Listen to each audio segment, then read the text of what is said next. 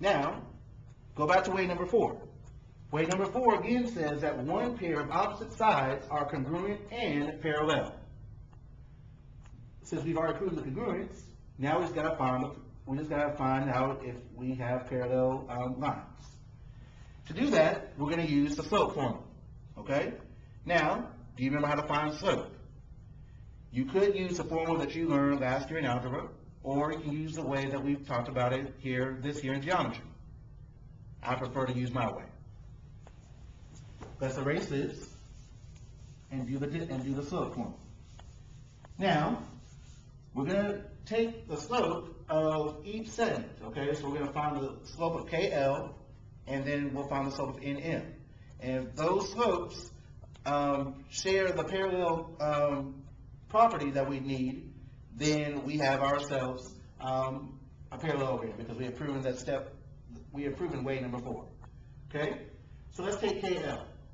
We're going to take the point KL, the line segment KL, and put our points in an XY table. Okay, this is 2, 2, so 2, 2, and then 4 and 4.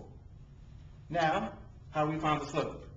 Remember, we're going to start off by taking whatever is here and figuring out how do we get from this number down to this number. Well, from 2 to 4, you just have to add 2. So we're just going to do a plus 2 right there. From 2 to 4, I'm going to add 2 as well. To find the slope, which remember is a letter M, we're going to take the difference of y and put it over the difference of x. So it's always going to be y over x. So y, the difference for y was 2. The difference for x was 2. So what does 2 over 2 equal to? It equals to 1. All right? So the slope of KL, line segment KL, is 1. Okay? So we know that right now. So we're going to make sure we have that marked somewhere. So we know that the slope of KL is 1. All right? You have that? Keep that in mind. I'm not going to mark it because we need to erase this for the second part. Okay? All right. Now, do you remember what it means to be parallel? That's right. In order for the lines to be parallel, the slopes have to be the same. So if we get a slope of 1, so if the slope is 1,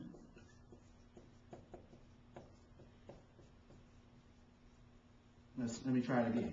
If the slope is 1 for both segments,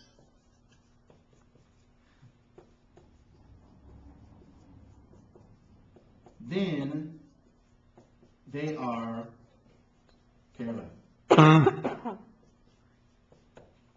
Okay? All right? Now, we're going to need to find NM.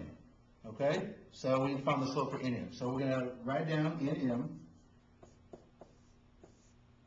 put our table down, and put our points in. 6, 0 for M. N is for -2. Okay? And now we're just going to find the values of the difference from going from top to bottom. So from 6 to 4, what do we have to do? Subtract 2.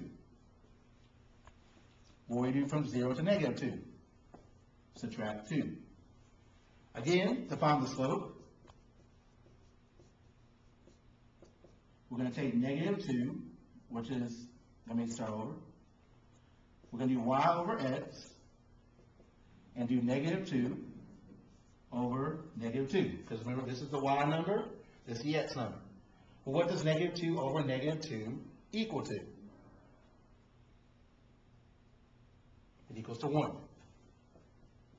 Okay? Well, what do we write at the beginning? When you say if the slope is 1 for both segments, then they are parallel. Because since they both are the same number, they are parallel. So, we have now proven that the line at the side KL is parallel to NM. So that's checked off, which checks us off for rule number 4, or for way number 4, that we have proven that opposite sides of a parallelogram are indeed congruent, and parallel.